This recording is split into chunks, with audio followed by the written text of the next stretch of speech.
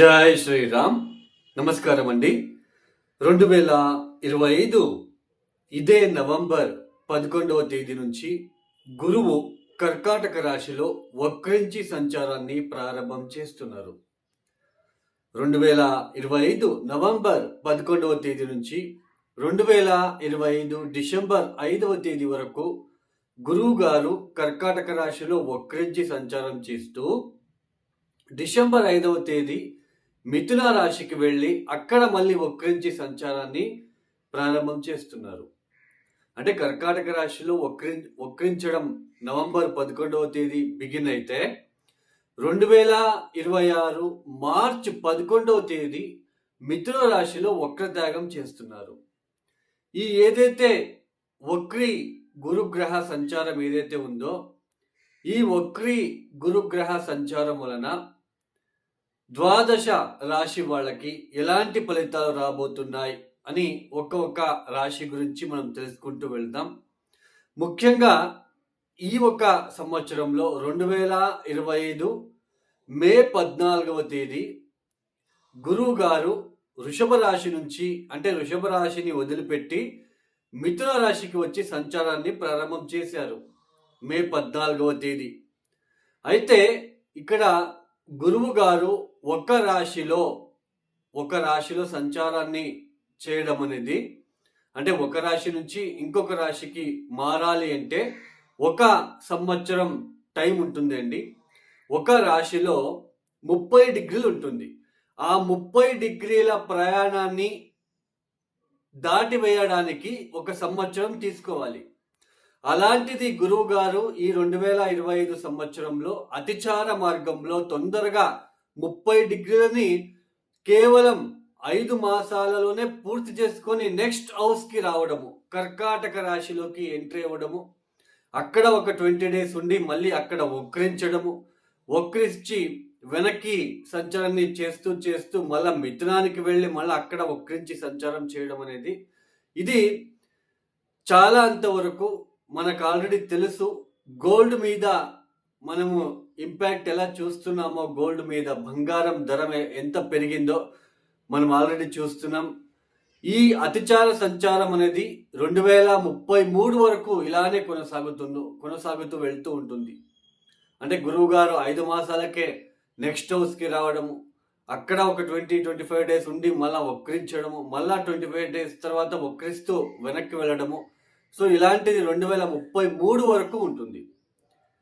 So మనం ప్రాపంచిక ఆర్థిక వ్యవస్థ మీద కావచ్చు, గోల్డ్ మీద కావచ్చు, ఎలా ఇంపాక్ట్ చూపించింది అనేది చూపిస్తూ ఉంది అనేది మనం చూస్తున్నాం ఆల్రెడీ. అలానే చాలా రాశుల వాళ్ళు చాలా మంది మా రాశి అని అంటూ ఉంటారు. గురు బలము శని బలము ఏది వచ్చినా కూడా అది ఎండాకాలంలో వర్షం వచ్చి ఆగినట్టుగా ఉంటుంది. సమ్మర్ సీజన్లో వర్షం వస్తే ఎక్కువ ఉపయోగం ఉండదు. అంటే మన జన్మ జాతకం కూడా చాలా ఇంపార్టెంట్. ఇప్పుడు గోచరంలో గురువు గారు వక్రిస్తున్నారు. సో కొన్ని రాశుల వాళ్ళకి గురుబలం తగ్గుతుంది, కొన్ని రాశుల వాళ్ళకి గురుబలం పెరిగినప్పటికీ వక్రించడం అనేది అంతగా మంచిది కాదు. అలానే మీ దశాభుక్తి ఏం జరుగుతూ ఉందో అది చాలా ఇంపార్టెంట్. ఆ దశాభుక్తి ఎలా మనకి ఉంటుందో దాని మీద ఫలితాలు అనేది ఎక్కువగా ఉంటుంది, ఎక్కువ శాతం ఉంటుంది. రాశి ఫలితాలు అనేది గోచారంలో జరుగుతున్న ఒక ప్లానెటరీ ట్రాన్సిషన్ వలన మాత్రమే మనం చెప్పుకుంటున్నాం. ఇక్కడ ఎవరి ఇండివిజువల్ జాతకం కూడా నేను ఇక్కడ చెప్పడం లేదు.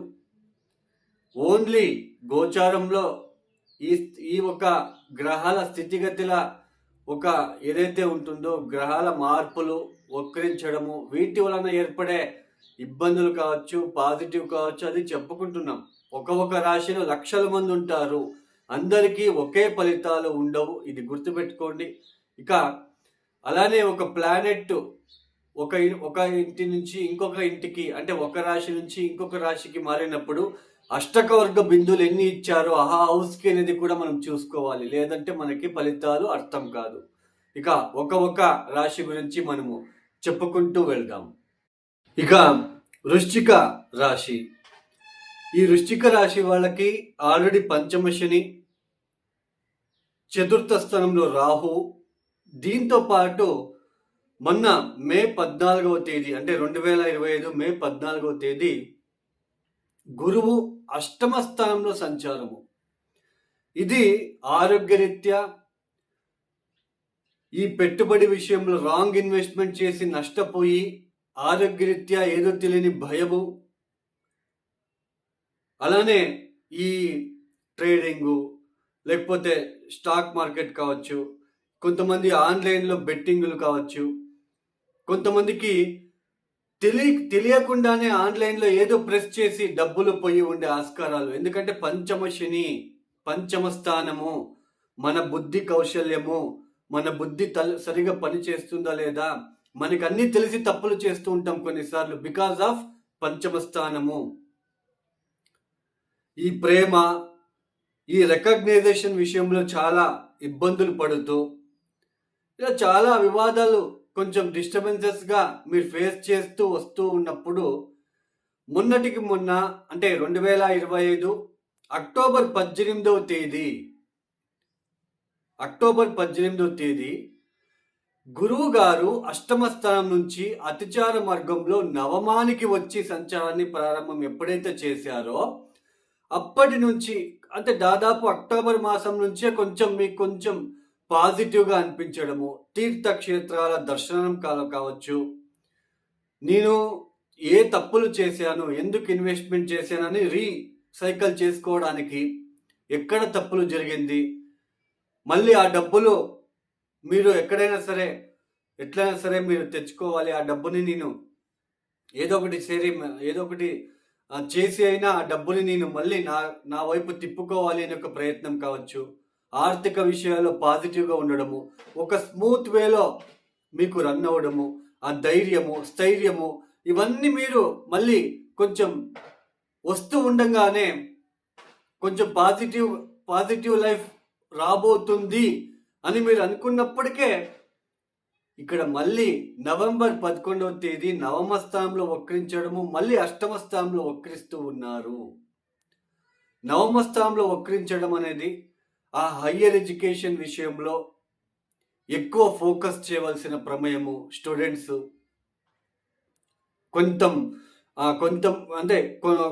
కొంతవరకు ఆ స్పిరిచువల్కి సంబంధించిన విషయాలలో ఆధ్యాత్మిక సంబంధించిన విషయాల్లో ఎక్కువ ఫోకస్ చేయవలసిన ప్రమేయము.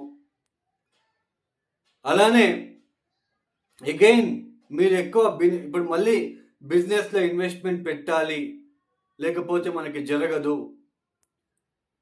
ఆర్థిక విషయాల్లో మళ్ళీ అగైన్ మీరు ఎక్కడో ఒక చోటు సర్దుబాటు చేసుకోవాల్సిన ప్రమేయం రావడము, కొంచెం జర్నీస్లో ఆటంకాలు, ఎక్కువ జర్నీస్ చేయవలసిన ప్రమేయము, జర్నీస్లో ఆటంకాలు ఏర్పడే సూచనలు, తండ్రితో విభేదాలు, తండ్రి ఆరోగ్యం విషయంలో కొంచెం డిస్టర్బెన్స్గా ఉండడం లాంటిది మీరు చూడడానికి ఆస్కారాలు ఉంటుంది. ఎప్పుడైతే డిసెంబర్ 5వ తేదీ ఆయన అష్టమానికి వెళ్ళి వక్రిస్తారో అగైన్ మీకు ఆరోగ్యరీత్యా ఇబ్బందులు, అలానే ఈ పంచమానికి సంబంధించిన విషయం ఏదైతే ఉందో పిల్లలకి సంబంధించిన ఆరోగ్య విషయంలో ఇబ్బందులు, ఆర్థిక విషయాల ఇబ్బందులు, ఏదో తెలియని భయము, భ్రాంతి ఏర్పడము,